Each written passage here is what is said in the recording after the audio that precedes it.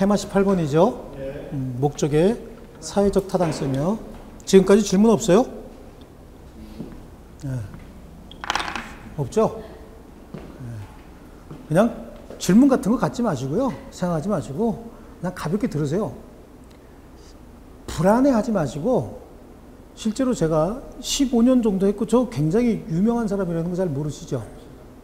여기 저 공부하시는 분들한테 한번 들어보세요. 제가 십몇 년 동안 한 번도 실패한 적이 없어요. 왜냐하면 몇 년간의 시험 출제, 그 다음에 출제위원이 누가 들어갔는지 저는 알아요. 그럼 그 사람이 어떤 논문을 썼는지, 박사학위 논문은 어떤 걸 받았고 석사학위 논문은 어떤 걸 받았는지 제가 나름대로 공부 좀 해요. 좀 일반적으로 내야 될 게 있고, 민법에서 한 대여섯 문제, 일곱, 여덟 문제 정도는 어떻게 해요? 지 논문, 지가 주장하고 있는 지 학설, 박사마다 하나씩은 다 있잖아요. 박사학위 논문이 그런 거니까. 이런 거 반영할까 안 할까? 하거든. 그런 것들을 이렇게 싹, 그거와 관련된 판례들, 이런 거 가지고 제가 수업 시간에 또는 모의고사 하면서 잘 이렇게 얘기를 해주기 때문에. 그런데 공부하는 방법도 마찬가지인 거예요. 지금 뭐 열심히 하죠? 우리 자신이 우리를 가장 많이 배신하는 게 뭐냐면 우리가 암기해 놓은 거예요. 이건 우리를 무지하게 빨리 배신합니다. 그래요? 반복해서 20번 이상을 보면은 이건 암기가 아니라 뇌리에 박히고 세뇌가 된다 그래요. 세뇌가 되려면 몇 번 해야 돼요?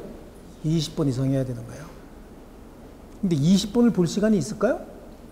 그렇게는 안 될 거고 한 10번 정도는 볼 거예요. 많이 보시면. 그러면 그분은 떨어질 수가 없죠. 10번을 보면 안 떨어져요. 근데 10번을 보느냐? 못 보거든. 그러면 안 하신 분들은 최소한 몇 번은 보고 가야 돼요? 5번은 보고 가야 되는 거야. 진도에 맞춰서. 근데 지금 진도에 맞춰서 쫓아와도 벌써 4번, 3번, 4번 하니까 문제풀이까지 하면은 4번 정도 하니까 양심상 혼자 한 번은 봐야죠. 그리고 시험 보러 가니까 조금 부족하긴 해요.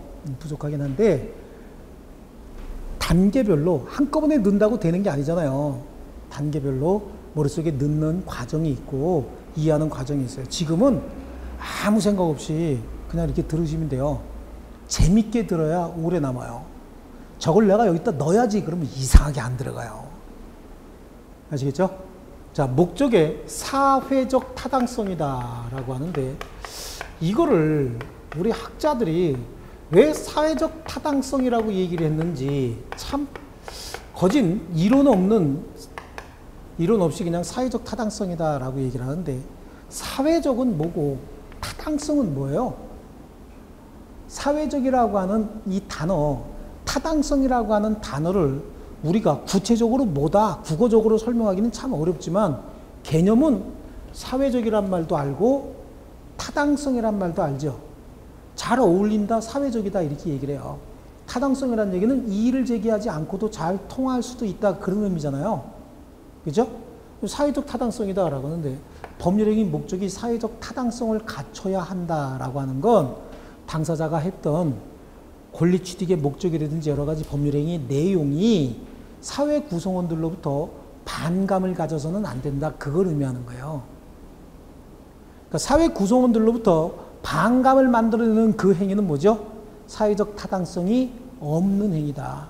사회적 타당성이 없는 행위를 반사회적 행위다 라고 얘기를 해요.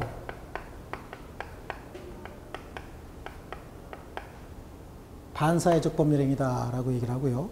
이거에 관해서는 우리 민법에도 법조문이 있어요. 103조에 뭐라고 되어 있냐면 선량한 풍속, 기타 사회질서 위반한 사항을 내용으로 하는 법률행위는 무효다라고 하고 있어요.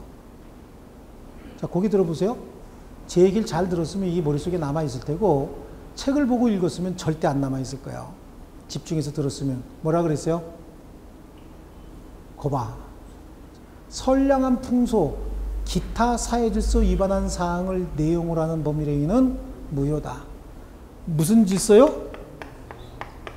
선풍기 질서.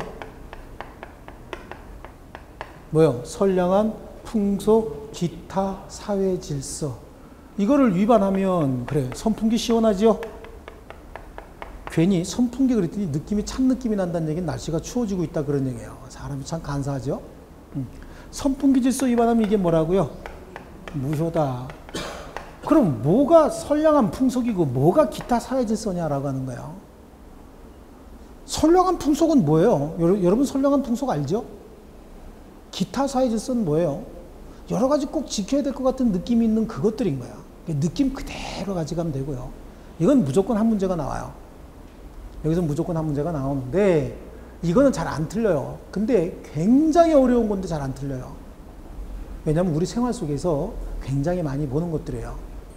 그러면 선량한 풍속, 기타 사회 질서를 위반한 법률 행위는 무효다라고 하는데 그럼 위반 행위는 어떤 것들이 있느냐 이걸 아셔야 되는데 이거하고 관련돼서는 판례가 정하고 있는 걸 아셔야 되는데 관련된 판례만 3만 개가 넘어요. 그 중에서 우리 시험에 나오는 판례도 6천 개가 넘어요. 그런데 웃기는 건 우리가 다 아는 거예요. 그래서 이건 행위의 유형별로 좀 나눠 보면은 정의관념에 반하는 행위다라고 하는 게 있어요. 정의관념에 반한다라고 하는 거죠. 어떤 게 정의관념에 반할까? 공무원에게 뇌물을 주고 청탁을 한대요. 훌륭해 보여요? 정의관념에 반한다고 보여지죠. 자, 재판 과정에서 증언을 합니다. 증언을 하는데 허위 증언을 한대요. 이것도 정의관념에 반하죠. 일방 당사자가 우월한 지위를 이용해서 지위가 약한 사람을 30분 기다려서 가야 되겠다고 두들겨 패고 있대요. 이것도 정의관념에 반하죠. 일방적인 우월한 지위를 너무 악용하는 거 이런 것들도 정의관념에 반하는 겁니다. 이거는 반사회적 행위라고 보는 거예요. 어떤 행위가 반사회적 행위다라고 딱 정해놓으면 몇 개 행위만 구분하는 거지 그 다음에 유사한 모든 행위를 다 포괄적으로 덮어씌울 수가 없는 거예요. 그래서 이런 규정을 뭐라고 얘기하냐면 모든 관계에 다 적용되는 규정이다라고 해서 일반 규정이다 이렇게 얘기를 합니다. 여러분 도박빚은 안 갚아도 된다는 얘기 들어보셨나요? 처음 들으세요? 사회생활을 아주 그렇죠. 예, 이슬 같은 분들이 많이 오셨어요. 그래서 우리 그 누구지 광고 TV 광고에 저 화장품 광고할 때 이슬 같은 여자 누구 있죠? 예, 맞아요. 그 산소 산소같이 살던 분들이 많이 오셔가지고 도박 채무는 갚지 않아도 된대요. 자, 제가 한 5년쯤 전일 거예요. 이제 이렇게 낮에 낮 수업이 끝나가지고 집 앞에서 강의할 때요. 집 앞에서 집에 가서 이제 점심 먹으려고 부지런히 가는데 초등학생들이 이제 끝나갖고 이렇게 오는가 봐요. 이제 오전 수업이 2시에 끝나니까 집에 가면 한 3시쯤 돼요. 그래서 이제 밥을 먹으려고 가는데 지네들끼리 오면서 야, 너 왜 수학여행 갔을 때 빌린 돈 안 갚어? 그러니까 한쪽 녀석이 야, 그거 화투하다가 잃은 돈은 안 갚아도 된단다 야. 그랬더니 옆에 있는 여학생이 누가 그래? 그러니까 그 빚진 놈이 우리 아빠가 그러더라 야. 그랬더니 그럼 법이 어디 있어? 이렇게 얘기하더라고요. 그래서 제가 지나가다 그랬어요. 그게 103조야. 이렇게 얘기해 줬어요. 그게 선량한 풍속 기타 사회질서에 위반한 사항을 내용으로 하는 법률행위인 거예요. 우리 왜 이런 얘기 있잖아요. 코에 걸면 코걸이, 귀에 걸면 귀걸이 그러죠. 이게 그 법인 거예요. 법이라고 하는 건 코에 걸면 코걸이고 귀에 걸면 귀걸이다. 어디에나 다 적용되는 겁니다. 그러다 보니까 그 많은 행위의 유형을 다 책에다가 쓸 수 없고 선생들도 다 설명할 수 없어서 선생들마다 이걸 설명할 때 들이대는 게 몇 가지 사례가 있어요. 근데 저도 한 6개, 7개 정도 가지고 저도 이제 설명을 하는데 정의관념에 반하는 행위, 공무원에 뇌물을 준다, 일방적으로 우월한 지위를 악용한다 이런 행위고요. 그 다음에 개인적 자유를 너무 심하게 제한하는 행위 이런 것도 반사회적 법률 행위로 본다라고 하는 거죠. 개인적 자유를 심하게 제한한다. 혼인의 자유 있어요, 없어요? 있죠. 출산의 자유 있나요? 출산의 자유 있다고 봐야지가 아니라 이건 우리 기본권이에요. 천부 인권인 거예요. 출산. 본능인 겁니다. 중국이나 출산을 제한하지, 그죠? 예, 출산의 자유 있는 겁니다. 무조건 출산할 수 있는 거예요. 그런데 과거에 우리 저보다도 연세 좀 있으신 그 여성 수험생들은 아실 거예요. 과거에 혼인하면 퇴사하겠다라고 하는 근로계약이 있었어요. 옛날에. 그리고 임신하면 퇴사하겠다 그런 근로계약이 있었어요. 결혼할 때 그런 거 있었다고. 이건 개인적 자유를 심하게 제한하는 행위예요. 혼인의 자유를 제한하고 있죠. 혼인 및 출산의 자유를 제한하고 있는 겁니다. 그러면 혼인의 자유가 인정이 되면 이혼의 자유는 보장이 돼야 될까요? 네, 보장이 돼야 됩니다. 혼인의 자유가 보장이 되는데 이혼의 자유가 보장이 안 된다? 이건 말도 안 되는 소리죠. 그래서 우리 이런 거 한번 들어보신 적 있나요? 신랑 신부는 검은 머리 팥불이 되도록 죽음이 서로를 갈라놓을 때까지 서로 아끼고 사랑하며 함께 하겠느냐, 이 얘기 들어보셨나요? 전부들 웃고 있잖아. 왜 웃는 거예요 도대체? 무슨 말도 안 되는 개수작을 거기서 했느냐 그거죠. 근데 지키고 있습니까?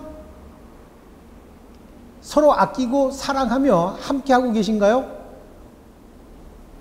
참 아끼고 사랑하는지 의문이 좀 생기죠. 그래요. 이 혼인서약인데 이 혼인서약이 대표적인 반사회적 행위예요. 불법행위요. 무효야, 무효. 왜냐하면 혼인의 자유를 제한하는 약정인 거예요. 왜? 혼인의 자유는 곧 이혼의 자유도 포함이 된다라고 말씀드렸죠. 그러니까 이혼의 자유를 제한하는 겁니다. 죽음이 서로를 갈라놓을 때까지, 검은 머리가 팥뿌리가 될 때까지 서로 아끼고 사랑하며 함께 해란 얘기는 죽을 때까지 이혼하지 말란 얘기죠. 반사회적 행위입니다. 그래서 신혼부부들한테도 혼인서약문 어디 있냐 그러면 잘 못 찾아요. 왜 그러냐면 우리는 본능적으로 알아요. 그게 애들 말로 틀린 말이다. 좀 더 쉬운 얘기는 구라다라고 하는 걸 알고 있는 거예요. 그래서 우리도 그거 잘 모르는 겁니다. 이런 것들이 개인적 자유를 심하게 제한하는 행위다. 굉장히 많아요. 굉장히 많습니다. 정의관념에 반하는 행위도 굉장히 많겠죠. 그러니까 이거는 하나하나를 공부하는 것이 아니라 느낌을 아셔야 되는 거예요. 느낌을 알아야 되고, 여기서 그래서 중요한 거 몇 가지씩만 이렇게 사례를 들고 시험도 그거만 나와요. 근데 시험 지문에 나올 수 있는 것들은 세상에 존재하는 것들이 다 나올 수 있거든요. 근데 느낌상 우리가 알아요. 그 다음에 인륜에 반하는 행위, 그렇습니다. 인륜에 반하는 행위. 자, 이런 게 있어요. 자가 부모와 동거하지 않겠다라고 하는 약정을 해요. 자식들이 부모와 동거하지 않겠다라고 하는 약정 들어보신 적 있어요? 요즘도 있나요, 그런 게? 없어요. 그런데 옛날엔 많았어요. 저희가 결혼할 때도 많았어요. 제 친구가 종손이에요. 종손이야. 고씨 집안인데 걔네 집안에 이렇게 종손이 한 8대째인가 이렇게 장남으로 오는 그 집안에 걔 장가 가는데 참 힘들었어요. 걔 할아버지가 단식 투쟁을 거진 한 15일 동안 하셔서 병원에 입원하시고 난 다음에 겨우겨우 결혼했는데 장가 빨리 드리라고 할아버지가 그러셨어요. 그래서 걔가 28살에 결혼했는데 결혼하려고 25살부터 그 노력을 했는데 3년 있다가 결혼을 했습니다. 결혼할 때 어떤 각서를 썼냐면 부모 안 모시고 산다라고 하는 각서를 쓴 거예요. 이게 뭐죠? 부모와 동거하지 않겠다라고 하는 약정인데 요즘 젊은 사람들 잘 이해가 안 가죠. 옛날에는 우리는 어떤 미풍양속이 있었냐면 부모가 연세가 드시면 자식이 부모를 부양하면서 사는 그런 미풍양속이 있었어요. 지금은 찾아보기가 거의 힘들죠. 그래요. 그래서 그때는 장남이나 장손이면은 큰 며느리 뭐 이런 얘기를 하면서 그런 부담이 조금씩 있었어요. 그래서 부인들이, 여성분들이 장남한테 결혼하는 걸 굉장히 좀 꺼려 했었어요. 그러다 보니까 장남하고 같이 연애하면서 좋아졌다. 그 다음에 미리 혼수 좀 이렇게 만들었다. 그럼 어떻게 해야 돼요? 결혼을 해야 돼요. 요즘엔 또 뱃속에 혼수 생겼다고 뭐 이런 것도 아니지만 그때는 무조건 그랬었어. 그때는 손 잡으면 결혼하는 거였죠. 실제로 그런 적이 있었죠. 그래요. 그러면 어떡하냐고. 그러면 장모 되실 분이 불러요. 불러서 각서 쓰라고. 부모 안 모시고 산다고 각서 써라라고 하는 거예요. 이게 뭐죠? 반사회적 행위다. 선량한 풍속, 기타 사회질서 위반한 사항을 내용을 하는 법률행위다. 그래서 어떤 친구가 부모 안 모시고 살겠습니다라고 각서를 썼는데 나중에 부모가 연로하시고 병이 드니까 모시고 살게 된 거예요. 그때만 해도 무슨 뭐 사회적으로 이렇게 뭐 노인복지주택이라든지 이런 게 없던 때예요. 그때는요. 또 먹고 살기 힘들다 보니까 자녀들한테 올인 했어요. 부모들은 한 푼도 안 남아있다고. 양로원도 많을 때가 아니고. 그럼 길에 버려야 되죠. 고려장 시켜야 될 거 아니에요. 그러니까 그 자식이 부모를 모시고 사니까 그 며느리가 화딱지가 나니까 집에 가서 친정엄마한테 잃는 거야. 그러니까 친정엄마가 이혼시키겠다고 하면서 손해배상을 청구합니다. 그러면서 제시했던 근거가 부모 모시고 살지 않겠다. 부모와 부동거 계약. 만약에 부모를 모시고 살면 10억의 손해배상을 하겠다라고 하는 거야. 그런데 그 약정이 유효예요? 무효예요? 무효다. 부모와 동거하지 않겠다라고 하는 약정이 무효란 얘기입니다. 인륜에 반하는 행위다. 또 처가 부와 동거하지 않겠다라고 하는 부동거 약정.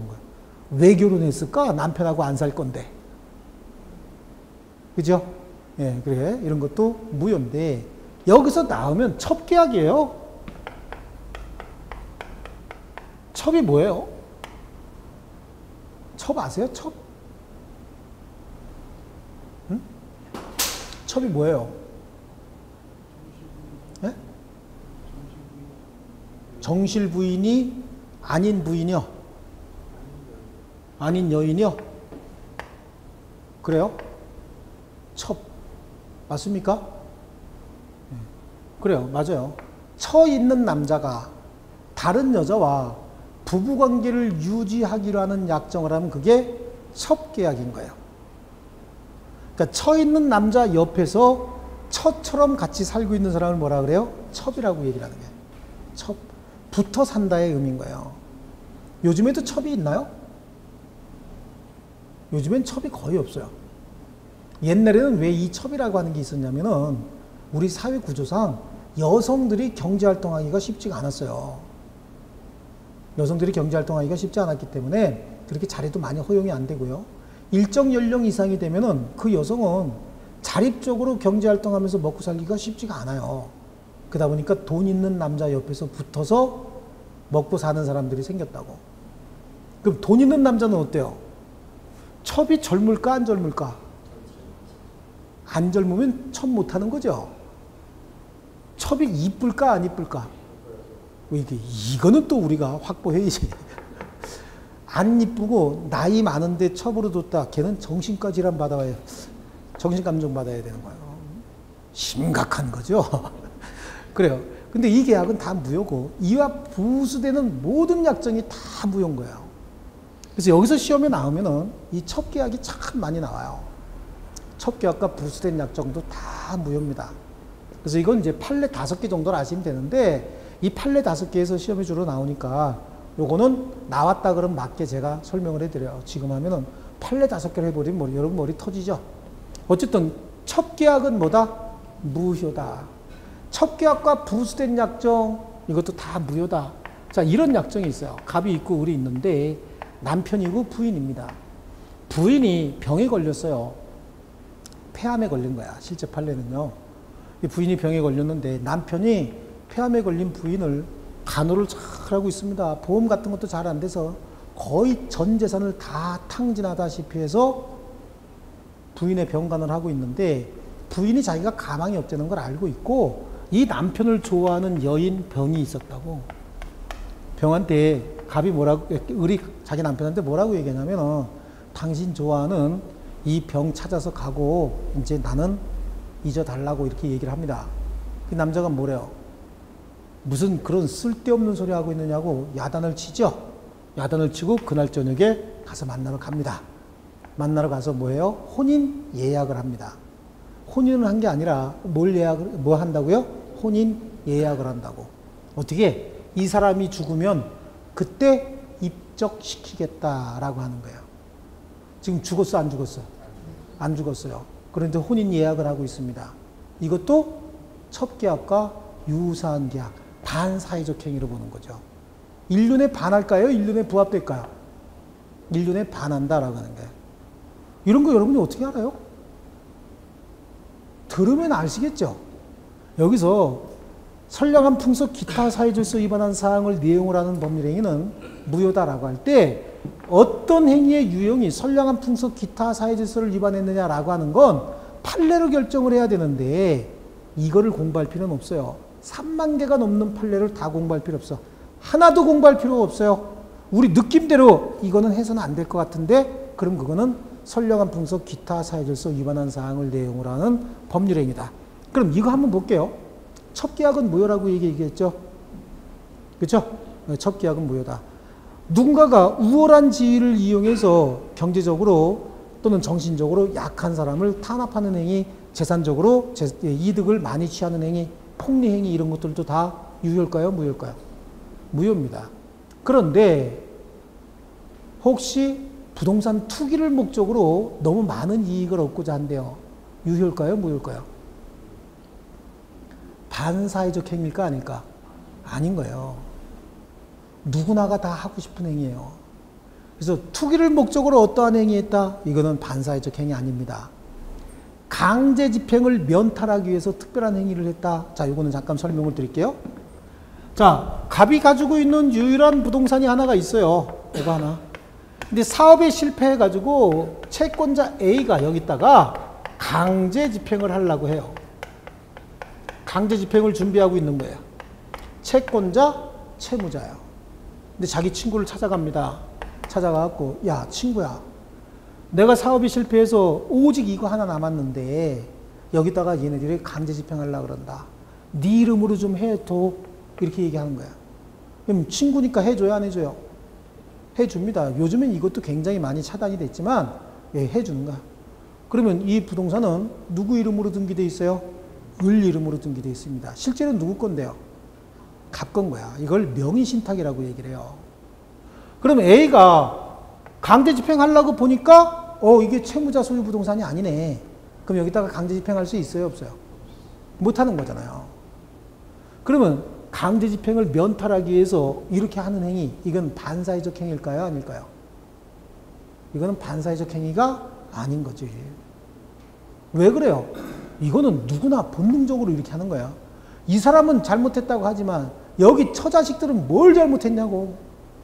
만약에 이게 강제 집행이 돼서 경매 처분에 넘어갔다. 그럼 어디 가야 돼, 여기하고 처자식은? 스테이션이지. 서울 스테이션, 용산 스테이션, 대전, 대구, 부산, 광주, 찍고 뭐 이런 거 해야 되죠. 네, 그런다고. 그러다 보니까 강제 집행을 면탈하기 위해서 이런 행위를 했다. 이거 반사회적 행위 아닌 거예요. 누구나가 본능적으로 이렇게 하고 싶어 하는 거예요. 그러면 투기 목적으로 어떠한 행위했다? 이것도 반사회적 행위는 아니다. 아시겠죠? 예. 또 세금 포탈 목적으로 어떠한 행위를 했대요? 이것도 반사회적 행위가 아니라는 거예요. 여러분은 세금 많이 내고 싶어요? 그렇죠. 적법한 범위 내에서 최소한으로 내고 싶죠. 왜 그래요? 그게 사람의 본능인 거예요. 자, 세금을 걷는 공무원을 뭐라 그래요? 세무공무원이라고 얘기해요. 그런데 연말정산이나 종합소득세 같은 거 정산할 때 세금을 줄이는 방법, 세금을 안 내는 방법 누가 와서 강연해줘요? 세무공무원들이 강연해준다고. 그분들은 하는 일이 뭔데요? 세금 걷는 일이요. 근데 그분들이 뭘 가르쳐줘? 세금 안 내는 법을 가르쳐준다고. 왜 그래? 세금은 안 내는 거예요, 원래가. 내야 되면 어떻게? 최소한도로 내는 거예요. 이게 뭐죠? 본능인 거예요. 그러니까 세금 포탈 목적이 어떤 행위 했대요? 반사회적 행위다, 아니다? 아니다. 강제 집행을 면하기 위해서 특별한 행위를 했대요? 반사회적 행위? 아니다. 아시겠죠? 투기 목적으로 어떤 행위했대요? 반사회적 행위가 아니다. 요거. 그러니까 여기는 반사회적 행위가 아니다라고 하는 취지의 판례 몇 개 하고 정의관념에 반한다라고 할 때 이중매매라고 하는 게 있어요. 매매를 2번 했다라고 하는 이중매매. 이러한 법리 몇 개 보시면 되는 거야. 여기서 무조건 어떤 사람이 투기 목적으로 전세입자, 이주대책 입주권 15매를 샀대요. 세입자, 이주대책이다라고 하면 세입자는 정말로 가난한 사람이죠. 그런 사람들 도시 및 주거환경 정비 사업을 하면서 세입자, 이주대책으로 준 입주권, 3평짜리 입주권 15개를 어떤 사람이 샀대요. 부정한 방법을 동원해서. 그 행위는 반사회적 행위일까 아닐까? 아니란 얘기죠. 그거 왜 샀을까? 투기의 일환이잖아요. 그래서 이 시험에 나오면 그 행위라는 사람을 아주 못된 놈을 만들어. 그래도 투기 목적이다. 세금 포탈 목적이다. 강제 집행의 면탈 목적이다. 그럼 반사회적 행위요? 아니요? 아닌 거죠. 여러분들이 연말정산할 때 혹시 세금 공제 받을 수 있나 해가지고 이런저런 서류 다 띄어다내죠. 그 반사회적 행위 아니요? 안 될 줄 알면서도 한번 내보잖아. 반사회적 행위 아니요? 아니 세무공무원이 피곤해졌는데 반사회적 행위가 아니요? 아닌 거죠. 그러면 망치 잡은 대법관들은 그렇게 할까 안 할까? 똑같아. 그 사람들도 될 수 있으면 뭔가 더 공제받으려고 한다고요. 한국만 그래? 미국도 그래? 아, 북한도 그래요. 전 세계 다 그러는 거예요, 이거는. 그래서 이런 행위는 반사회적 행위가 아니다. 누구나 다 하는 행위예요. 아시겠죠? 그래서 거기 반사회적 행위, 그래서 테마, 목적의 사회적 타당성에 선풍기 질서에 관한 사항을 내용을 하는 법률 행위는 무효다라고 하는데요. 사회질서 위반의 유형이 여러 가지가 있죠. 여러 가지가 있는데 다 하실 필요 없어요. 넘기십니다. 쭉 넘기시고 부동산의 이중매매도 지금 여기서 보실 필요는 없어요. 57페이지에 가면 4번 있죠. 반사회적 행위의 효과 보이십니까? 반사회적 행위의 효과는 뭐라 그랬어요? 무효다. 무효. 무효인데 이러한 무효는 그냥 무효가 아니야. 무효에 따른 법률 효과를 한번 보시는데 이행전이면 법률행위가 무효면 이행전이면 이행할 필요가 있다 없다?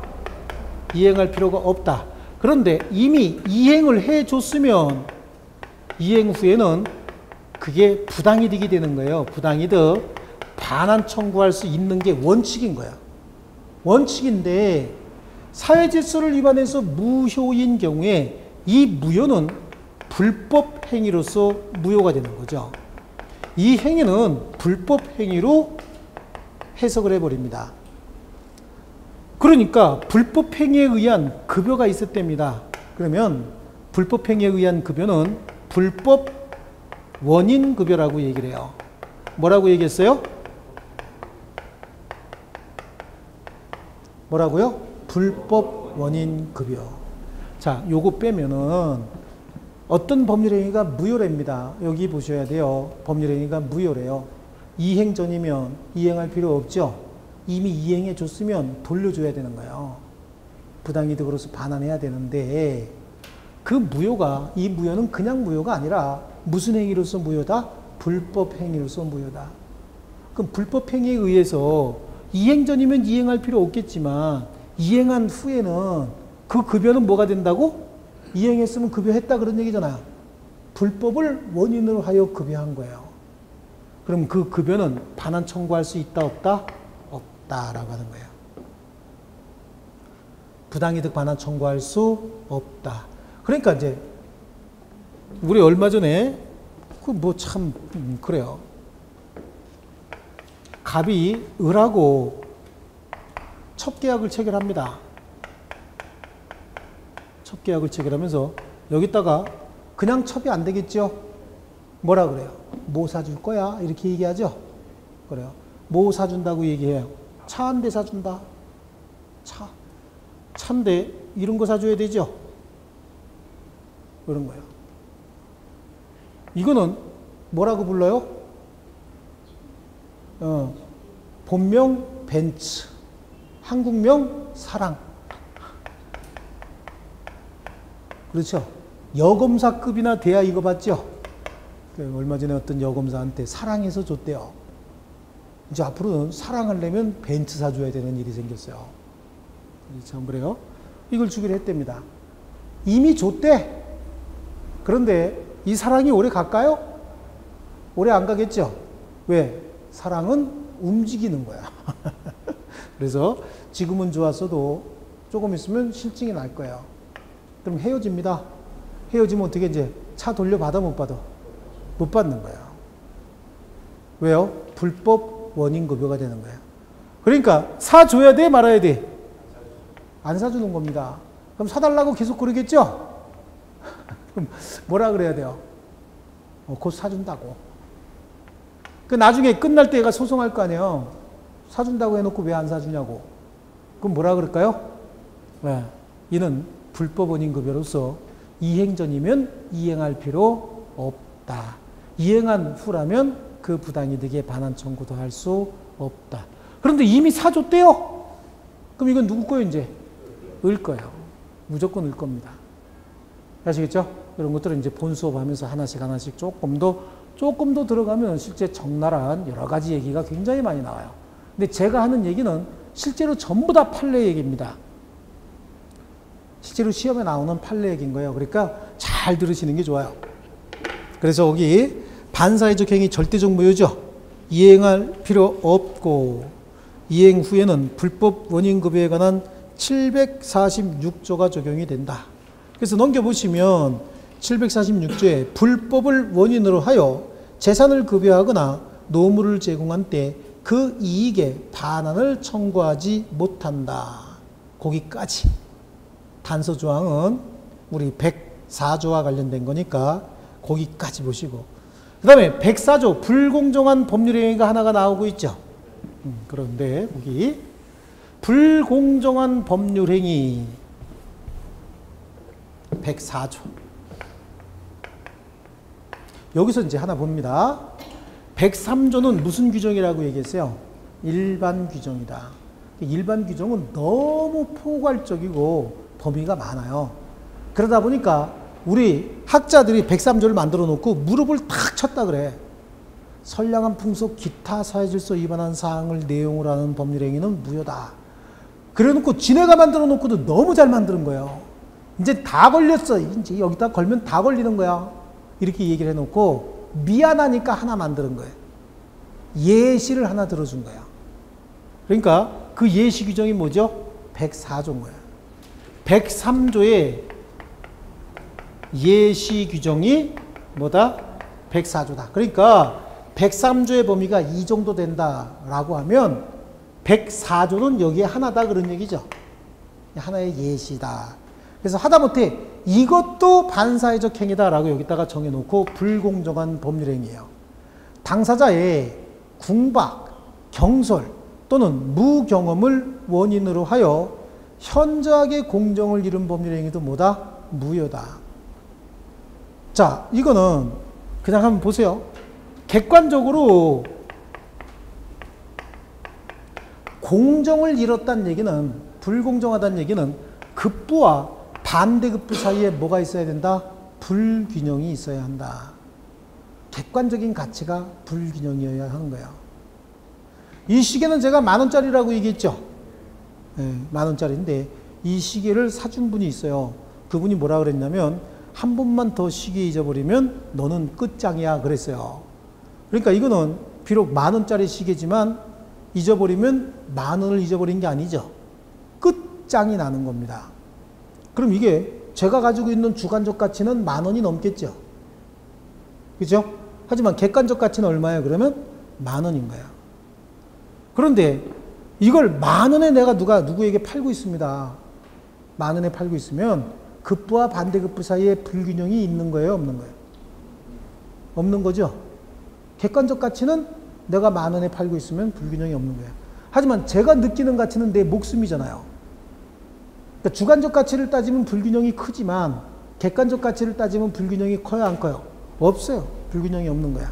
그 객관적 가치에 불균형이 있다는 거야. 하나는 너무 많이 줬고 한쪽은 너무 조금 줬다라고 하는 겁니다. 불균형이 있었는데 이 불균형의 원인이 주관적으로 개인적인 사정을 따진다 그러면 주관적이에요. 개인적인 사정, 이걸 주관적 사정이다. 항상 이렇게 얘기합니다. 주관적으로 이렇게 많이 준 사람이 궁박했다든지, 궁박이라고 하는 거는 피할 수 없는 급박한 어려움, 이걸 궁박이라고 얘기해요. 이거 암기하지 마시고요. 느낌 아시겠죠? 뭔지. 피할 수 없는 급박한 어려움. 우리도 그런 거 있잖아요. 경제적으로 갑자기 돈이 한 푼도 없어질 때가 있어요. 근데 금방 빨리 어떻게 이렇게 좀 메꿔야 돼. 내일이나 모레면 충분히 돈이 돌아오는데 하나도 없을 때가 있죠. 지금 당장. 가끔 그런 거 있어요. 이게 경제적으로 궁박하다라고 얘기하는데, 이 궁박은 정신적으로, 심리적으로 궁박한 것도 궁박이라고 얘기를 해요. 정신적으로, 심리적으로 궁박할 수 있어요, 없어요? 그런 경우 있을 수 있죠. 예를 들어서 부인이 있는데, 결혼한 지 20년 된 부인이요. 그 부인이 어느 날 갑자기 남편이 구속이 됐대요. 그럼 그 부인의 심리 상태는 어떨까요? 솔직하게. 자유롭죠? 자유를 일단 한 달 정도 느끼죠? 아유, 저 인간은 왜 친구도 안 만나고 맨날 퇴근하면 집에 칼같이 오냐? 그러다가 구속이 됐대요. 한 달쯤 자유를 느끼다가 한 달이 지나면 그때서부터 조금 심리적으로 불안해지죠? 그걸 뭐라 그래요? 궁박이라고 얘기를 해요. 심리적 궁박이다. 실제로 그래요. 우리 밑에 집에 공무원 생활하시는 분이 한 분 계세요. 근데 그분은 퇴근이, 우리 집사람, 저희도 이제 수업이 없을 때는 집에서 이렇게 좀 놀잖아요. 며칠 놀면. 정말로 6시 7분이면 들어와요. 퇴근이 6시인데 집에 6시 7분이면 와요. 그러니까 그 부인이 이렇게 놀다가도 시계 보면서 어머 6시야? 그럼 그냥 쏜살같이 집에 가는 거야. 또 집에 부인 없으면 또 그렇게 삐져갖고 난리가 난대요. 그러니까 그 부인이 아주, 그런데 우리 집사람이 그러는데 그 인간은 왜 친구도 없나 모르겠다고. 그러니까 우리 집에 계신 분이, 우리 인간은 친구가 너무 많아서 맨날 늦게 오는데, 그래요. 아주 답답해 죽을라 그런다는 거예요. 그러니 그런 남편이 어느 날 구속이 됐대요. 그러면 심리적으로 어때요? 자유를 느끼죠. 해방감을 느끼는 거야. 그게 길어지면 어떻게 돼요? 궁박해진다, 불안해진다. 그게 심리적 궁박이고요. 그 다음에 경솔이라고 하는 건 말이죠. 경솔하다는 얘기 많이 들었죠. 저 친구 경솔하다 그런 얘기 많이 들었잖아요. 경솔이 뭘까요? 어떻게 하는 걸 경솔하다고 얘기를 해요? 네? 네, 부주의한 거예요. 그러니까 보통 사람이 생각할 수 있는 일을 생각하지 못하고 행동하는 걸 경솔하다고 얘기한다고요. 이거를 민법에서는 보통 사람이 기울일 수 있는 주의를 기울이지 못하는 심리 상태, 이걸 즉 부주의한 심리 상태, 이걸 경솔하다라고 얘기를 하는데, 주의 의무를 위반하고 있는 걸 경솔하다 이렇게 얘기를 합니다. 어렵죠? 어려우니까 혹시라도 우리 시험에 나오면은, 사례로 나오면은 무학 이렇게 나와요. 무학. 무학이 가장 경솔과 어울리는 말인 거예요. 그러니까 글씨를 모르면, 법률행위 할 때, 계약서 쓸 때 글씨를 모르면 그 계약서의 내용을 완벽하게 이해할 수 있어요, 없어요? 완벽하게 이해할 수가 없죠. 이해할 수가 없으면 계약의 내용을 완벽하게 이해하지 못한 상태에서 법률행위를 할 수 있어요. 그런 법률행위를 뭐라고 얘기한다? 경솔하다라고 얘기하는 거예요. 애가 성격적으로 들고 뛰고 이러는 게 아니야. 이걸 경솔이라고 얘기하지 않고, 어떤 내용을 정확하게 모르면서 법률행위 하는 걸 뭐라 그런다? 경솔하다 이렇게 얘기를 해요. 사례가 나오면 뭐가 나온다 그랬어요? 무학 정도가 나오는 거예요. 그 다음에 무경험입니다.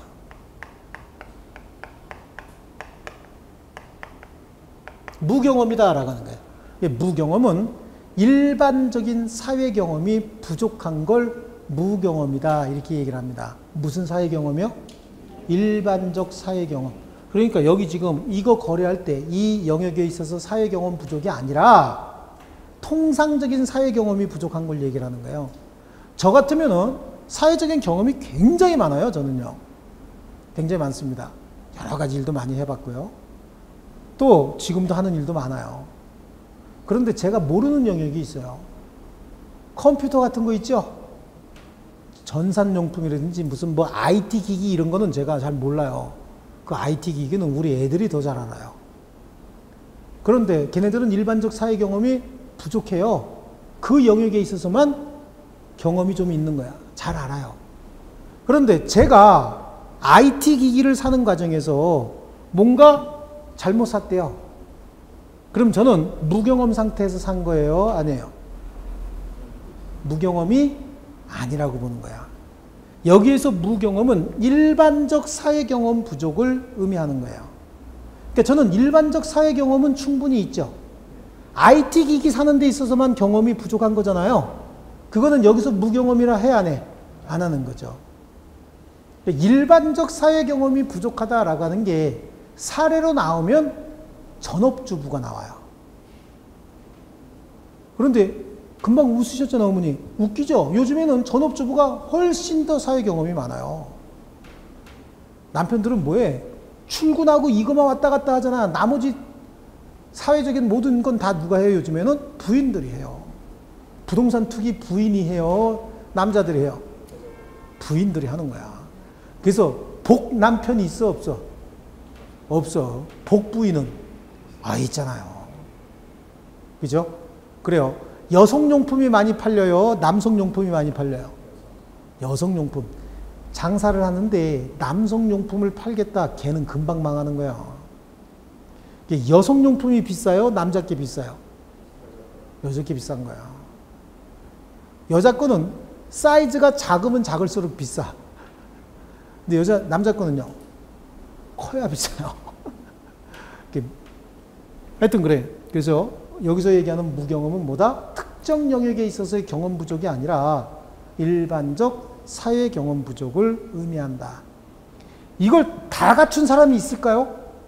정신적으로, 심리적으로, 경제적으로 굉장히 급박한 데다가 배운 건 거의 없고 또 사회 경험도 거의 없는 사람이래요. 이런 사람은 거의 드물어요. 그렇기 때문에 이거 중에 하나만 있으면 되지 이걸 다 갖출 필요는 없는 거예요. 이런 상태에서 상대방하고 거래하는데 상대방은 이거를 알고 이용했어야 된다고. 알고 이용하려는 악의가 있어야 된다라고 얘기를 합니다. 이걸 뭐라고 얘기하냐면 폭리의 악이다. 폭리의 악이다라고 얘기해요. 그럼 이거는 뭐가 되냐면 불공정한 법률행위가 되는 거예요. 이 불공정한 법률행위는 유효일까요? 무효일까요? 무효입니다. 왜요? 103조의 예시규정이라고 했으니까 103조는 다 뭐라 그랬어요? 무효라고 했잖아요. 이것도 절대적으로 무효인 거죠. 이행 전이면 이행할 필요 없지만 이행한 후에는 부당이득 반환 청구할 수 없다. 이게 적용이 돼야 되는데 문제는 부당이득 반환 청구할 수 없다라고 할 때 여기서는 불법행위를 피해자가 한 거요? 폭리자가 한 거예요? 폭리자만 불법행위를 한 거죠? 피해자는 불법행위를 당한 거잖아요. 그런데 첫 계약은 남자만 한 거예요? 여자만 한 거야? 둘이 같이 한 거예요? 둘이 같이 했잖아. 그러니까 거기는 불법의 원인이 서로에게 있죠. 그러니까 서로 부당이득 반환 청구할 수 없어요. 하지만 여기는 불법행위는 폭리자만 했지 피해자는 불법행위하지 않았죠. 그러니까 폭리자는 피해자에게 부당이득 반환 청구할 수 없어요. 반사회적 행위했고 불법 원인 구별했으니까 부당이득 반환 청구할 수 없는데 피해자는 반사회적 행위한 거 아니죠? 부당이득 반환 청구할 수 있는 겁니다. 그래서 거기 746조 다시 보면 불법의 원인으로 인하여 재산을 급여하거나 노무를 제공한 때는 그 이익의 반환을 청구하지 못한다. 맨 후에 반환을 청구하지 못한다. 이렇게 돼 있죠. 이 경우에는 쌍방이 다 반환 청구하지 못한다. 그런 거예요. 그런데 단서조항에 불법 원인이 누구에게만 수익자에게만 있는 경우에는 반환 청구할 수도 있다. 누가? 피해자가 반환 청구할 수 있다라고 하는 걸 의미하는 거고.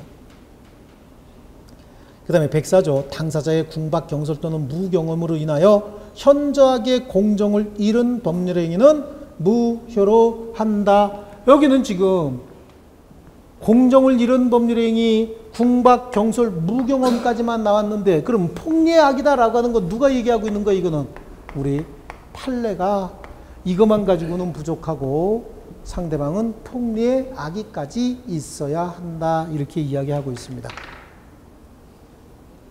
그래서 객관적인 요건, 주관적인 요건, 상대방에 대한 요건 이렇게 한쪽 가로 1, 2, 3번으로 해놨는데 세부적으로 보지 마시고 요거는 지금 그림 이렇게 여기 보여?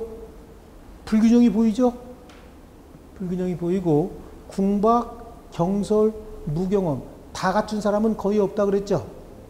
만약에 이걸 다 갖춘 사람은 방에서 나오지 말아야 돼. 숨도 크게 쉬지 말아야 돼. 이걸 다 갖춘 사람은 목이나 팔이도 사기치려고 덤빌 거야 아마. 나와서는 안 되는 사람이고 하나만 있어도 충분하고 판례가 이것까지 요구하고 있고 이 경우에 뭐가 된다? 무효가 되는데 불법의 원인은 누구에게만 있는 거예요? 폭리자에게만 있는 것이다. 자, 그 다음에 법률행위 해석 그거 한번 보십니다. 자, 법률행위를 해석한다. 지금까지 했던 여러 가지 법률행위 해석해요. 법률행위를 해석한다는 얘기는 다른 말로 뭘 해석한다는 얘기요? 법률행위의 내용은 결국은 의사표시의 내용이잖아요. 그러니까 법률행위를 해석한다는 얘기는 의사표시의 내용을 구체화한다라고 하는 거예요. 아시겠죠? 그럼 의사표시를 해석하는 게 곧 법률행위의 해석인데 의사표시는 어떤 것들이냐? 자, 의사표시가 형성되는 과정, 이 사람이에요. 이 사람이에요. 너무 이상한가요?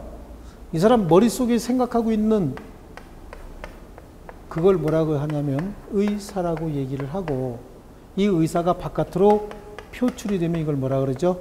표시다 이렇게 얘기를 하는데 여기서 얘기하는 이 의사는 특별한 법률 효과를 바라는 의사다라고 해서 이걸 효과의사 이렇게 얘기를 하는 거예요. 효과의사. 이 효과의사가 이걸 법학자들이 이런 걸 나누는 거죠.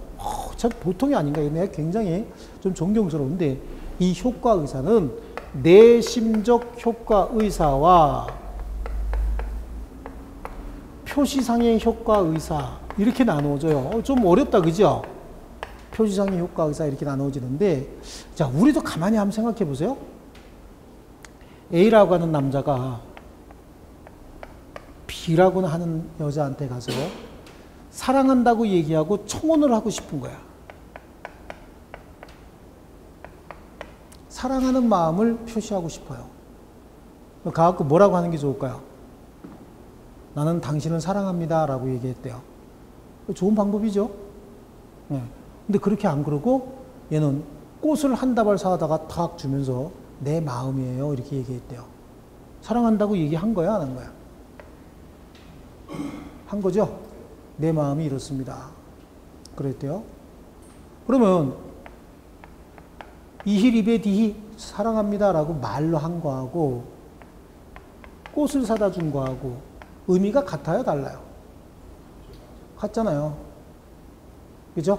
결혼하고 싶습니다. 사랑합니다 라고 표시를 하는 거야. 그러니까 내심적 효과에서는 뭐였어요? 사랑한다는 마음을 표시하고 싶은 건데 표시상의 효과에서는 말로 할까? 꽃을 사다 줄까? 그렇죠? 어떤 걸로 할까요? 여러분 같으면 뭘로 하시겠어요? 말로 할까요? 꽃으로 할까요? 우리 집사람도 꽃 사오면 죽인다 그래요. 사오려면 고기 사와라. 현금으로 갖고 오던가 이렇게 얘기를 합니다. 근데 젊어서는 이거 갖다 좀 되게 좋아했는데 요즘은 이거 갖고 오면 성질내더라고. 본색이 드러나는 거죠. 어쨌든 그래요. 이걸로 할 건지 이걸로 할 건지는 결국은 뭐야? 표시상의 효과의사인 거야. 아시겠죠? 자, 그런데 내심적 효과의사와 표시상의 효과의사가 일치하는 경우도 있지만 일치하지 않는 경우도 있는 거죠. 자, 이거는 내심적 효과의사와 표시상의 효과의사가 일치한 거죠. 일치했는데 사람이 그렇잖아. 굉장히 좋아하면서 굉장히 아름답다고 생각을 하면서 바깥에다가 그게 뭐가 이뻐? 이쁘긴 개 뿔이 이뻐. 속으로는 안 그렇게 생각하면서 그런 경우도 굉장히 많죠. 일치하지 않는 경우도 있는 거예요. 예를 들어서 이번엔 청혼이지만 이 사람이 회사의 상사, 사장님이요. 걸이요, 걸. 여자 사장님이고 여기는 회사의 직원인 거죠. 직원인데 이분이 외국에 가서 이제 강남에 가서 성형수술하고 오셨어요. 왔는데 별론 거야. 돈은 굉장히 많이 들였는데. 근데 자기 스스로는 만족하고 왔어요. 여기다 물어보겠죠? 나 이뻐? 라고 물어봐요. 그럼 물어보면 이뻐 안 이뻐? 안 이뻐. 안 이쁜데 어이 그걸 돈 주고 했어요? 라고 얘기하는 순간 내일 CUT죠? CUT죠? 그러니까 그걸 돈 주고 했어요? 라고 얘기해 안 해? 그거 하면 걔도 또 정신과 치료받아야 되죠? 그러니까 얘는 막 쓰러지고 싶어요.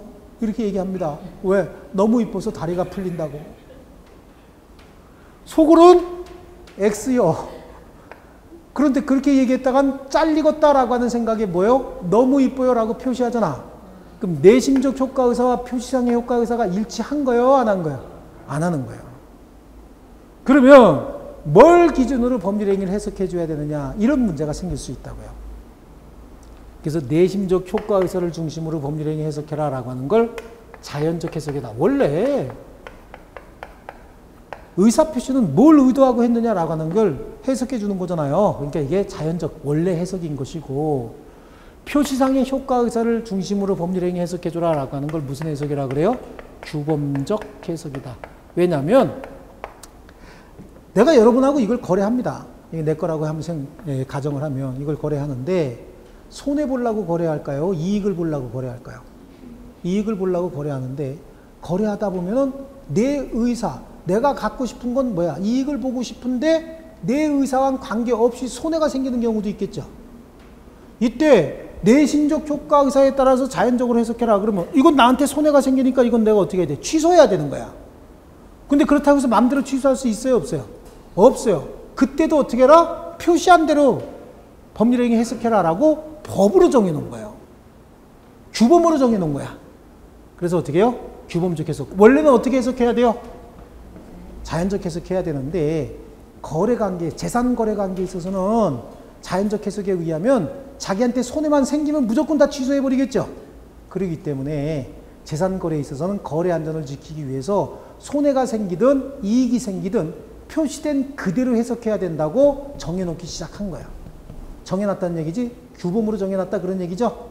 그러니까 규범적 해석이다 라고 얘기를 합니다. 그럼 원래 법률행위 해석은 규범적 해석을 먼저 해놓고 나서 자연적 해석하고, 즉 표시상의 효과의사를 중심으로 법률행위 해석하고 나서 여기하고 일치하는지 안 하는지 비교해 봐야 되겠죠.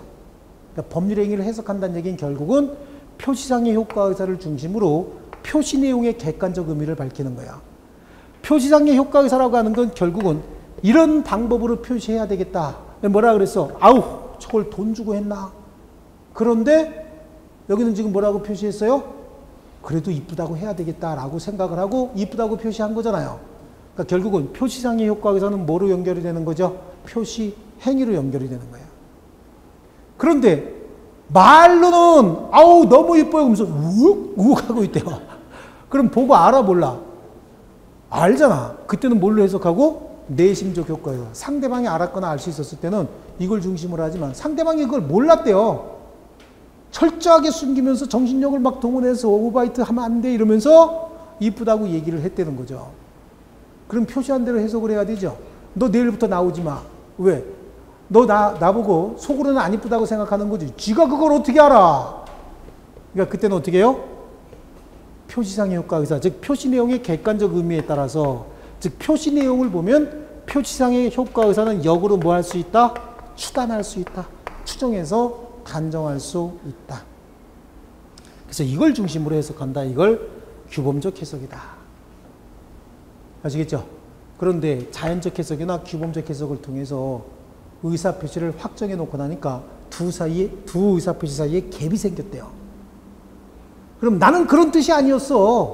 뭐가 아니긴 아니야. 맨날 싸우는 거 있잖아요. 이게 뭐야? 갭이 생긴 거라고 얘기한다고. 그럼 멱살 잡고 눈을 찢고 찌르고 입을 찢고 그러면 안 되죠? 그럼 어떻게 해야 돼요? 여러분의 해결 방식은 여태까지 어떻게 했어요? 분쟁이 생기면 어떻게 해결했어요? 눈 찔렀나요? 입을 찢었나요? 그럼 어떻게 했습니까? 삐져서 전화 안 하고 그랬나요? 앞으로는 어떻게 해요? 법원으로 가는 거예요. 그럼 판사가 해결해 주죠. 그걸 뭐라 그래요? 보충적 해석이다. 그래서 의사표시 해석 방법은 자연적, 규범적, 보충적 해석이 있다. 아시겠죠? 이게 해석 방법이다. 좀 더 구체적으로는 우리 본 수업 때 하시자고요. 자, 그래서 법률행위 해석까지 했고요. 해석의 기준이나 순서는 암기하지 마시고요. 그 다음에 나오면 이제 뭘 하냐면 지금까지는 법률행위의 목적은 확정, 가능, 적법, 사회적 타당성을 갖춰야 한다. 이거 했잖아요. 그럼 그 다음에 이제 의사표시는 어떻게 되느냐라고 하는 거예요. 의사표시는 어떻게 된다라고 하는 건 다음 시간에 계속 할게요. 너무 부담 갖지 마시고 그냥 가볍게 들으세요. 이게 훨씬 더 좋아요. 집에 가서 복습 같은 거 하지 마시고요. 아시겠죠? 네, 복습 같은 거 하지 마시고 버스 타고 가면서 오늘 그 인간이 와서 뭐 얘기하고 뭘로 끝냈더라. 이거만 한번 슬그머니 생각해 보세요. 그 정도만 기억하시면 정말로 100%. 자, 고생 많이 하셨어요.